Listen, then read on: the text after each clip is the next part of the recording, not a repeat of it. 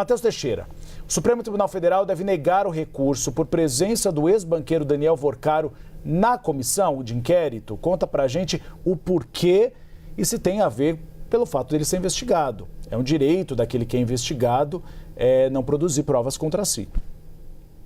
Uribe, Tainá, boa tarde a vocês, boa tarde a quem nos assiste.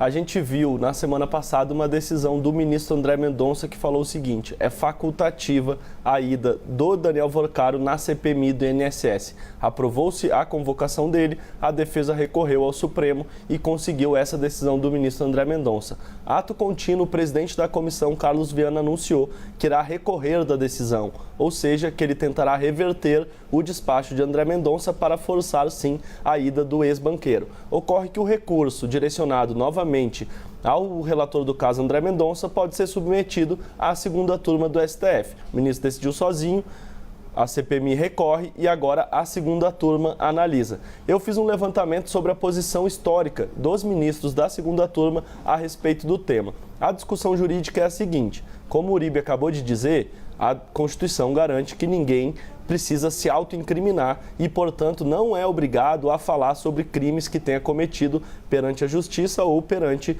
uma CPMI. A interpretação que é feita da Constituição varia no próprio Supremo Tribunal Federal. Tem ministro que decide que sim, o direito à não autoincriminação leva à dispensa da presença na CPI, que se torna facultativa, uma vez que ele tem o direito de não se autoincriminar.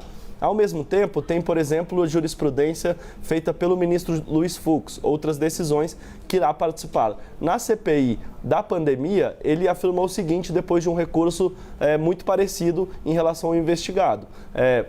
Tem sim que ir à CPMI, mas tem o direito de ficar em silêncio. Portanto, há uma divergência sobre tem que ir ou não. O direito ao silêncio é pacífico, mas há uma divergência sobre a obrigatoriedade de se fazer presente após uma convocação.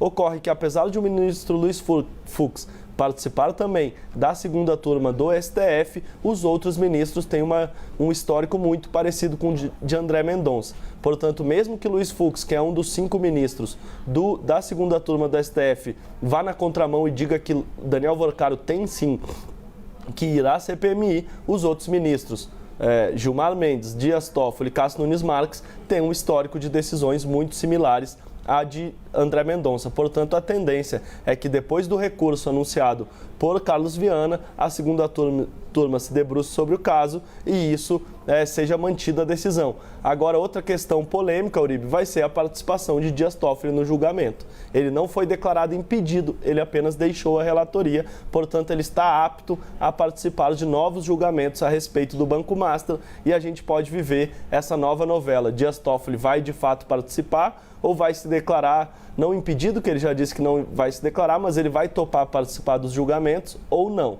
Portanto, a tendência é que a segunda turma referende a decisão de André Mendonça, que desobriga e torna facultativa a ida, e vai vir uma nova polêmica a respeito da participação de Dias Toffoli nesse julgamento.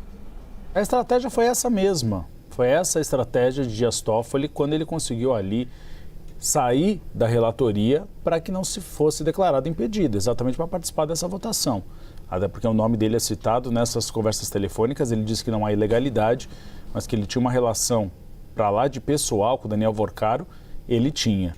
Matheus, obrigado pelas informações. A gente está de olho na CPMI do INSS, a gente não parou de olhar para lá. Agora os debates são sobre outros assuntos, mas quando voltarem a falar do filho do presidente Lula e dessa quebra de sigilo fiscal e bancário, a gente vai diretamente para a comissão de inquérito.